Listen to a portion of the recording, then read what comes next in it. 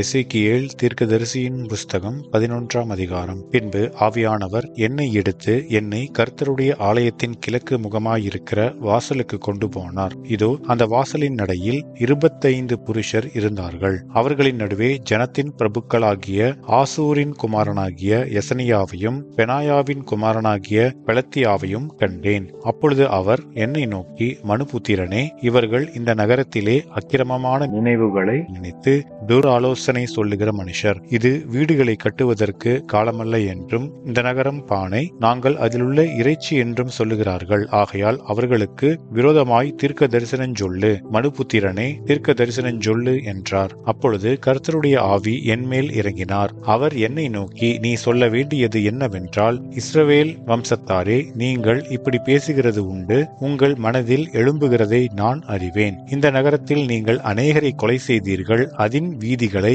கொலையுண்டவர்களால் நிரப்பினீர்கள் என்று கர்த்தர் சொல்லுகிறார். ஆகையால் நீங்கள் கொலை செய்து அதின் நடுவிலே போட்டுவிட்டவர்களே இறைச்சியும் இந்த நகரம் பானையும் ஆமே. உங்களையோ அதற்குள் இராதபடிக்கு புறம்பாக்குவேன் என்று கர்த்தராகிய ஆண்டவர் சொல்லுகிறார். பட்டயத்துக்கு பயப்பட்டீர்கள், பட்டயத்தையே உங்கள் மேல் வரப்பண்ணுவேன் என்று கர்த்தராகிய ஆண்டவர் சொல்லுகிறார். நான் உங்களை அதற்குள் இராதபடிக்கு புறம்பாக்கி உங்களை அந்நியரின் கையில் ஒப்பு கொடுத்து உங்களில் நியாய தீர்ப்புகளை நிறைவேற்றுவேன்.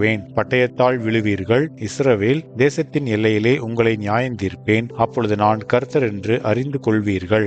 இந்த நகரம் உங்களுக்கு பானையாய் இருப்பதும் இல்லை, நீங்கள் அதில் உள்ள இறைச்சியாய் இருப்பதும் இல்லை. இஸ்ரவேல் தேசத்தின் எல்லையிலே உங்களை நியாயம் தீர்ப்பேன். என் கட்டளைகளின்படி நடவாமலும் என் நியாயங்களின்படி செய்யாமலும் உங்களை சுற்றிலும் இருக்கிற புற ஜாதிகளுடைய முறைமைகளின்படி செய்த நீங்கள் அப்பொழுது நான் கர்த்தர் என்று அறிந்து கொள்வீர்கள் என்று சொல் என்றார். நான் இப்படி தீர்க்க தரிசனம் சொல்லுகையில் பெனாயாவின் குமாரனாகிய பெலத்தியா செத்தான். அப்பொழுது நான் முகங்குப்புற விழுந்து மகா சத்தமாய், கர்த்தராகிய ஆண்டவரே, தேவரீர் இஸ்ரவேலில் மீதியானவர்களை சர்வ சங்காரம் செய்வீரோ என்று முறையிட்டேன். அப்பொழுது கர்த்தருடைய வார்த்தை எனக்கு உண்டாகி, அவர், மனுபுத்திரனே, நீங்கள் கர்த்தரை விட்டு தூரமாய் போங்கள். எங்களுக்கு இந்த தேசம் சுதந்திரமாக கொடுக்கப்பட்டதென்று உன் சகோதரருக்கும் உன் குடும்பத்தாருக்கும் உன் பந்து ஜனங்களுக்கும் இஸ்ரவேல் வம்சத்தார் அனைவருக்கும் எருசலேமின் குடிகள் சொல்லுகிறார்கள்.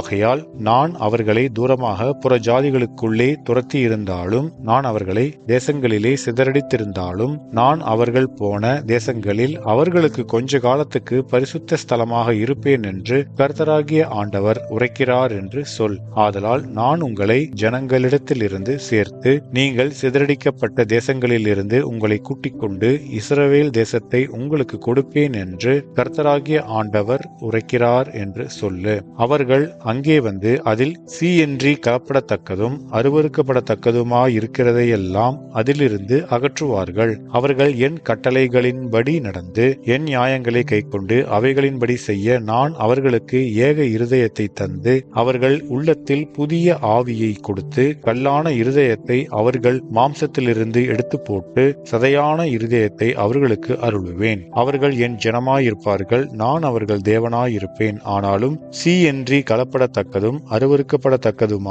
தங்கள் இருதயத்தின் இச்சையிலே எவர்கள் நடக்கிறார்களோ அவர்களுடைய வழியின் பலனை அவர்கள் தலைகளின் மேல் சுமர பண்ணுவேன் என்று கர்த்தராகிய ஆண்டவர் சொல்லுகிறார். அப்பொழுது கேருபீன்கள் தங்கள் செட்டைகளை விரித்து எழும்பின, சக்கரங்களும் அவைகளுக்கு அருகே சென்றன.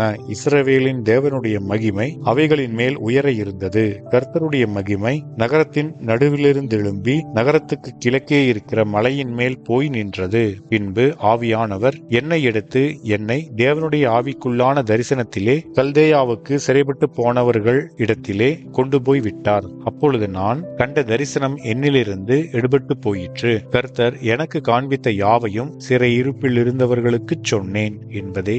ஆமென்.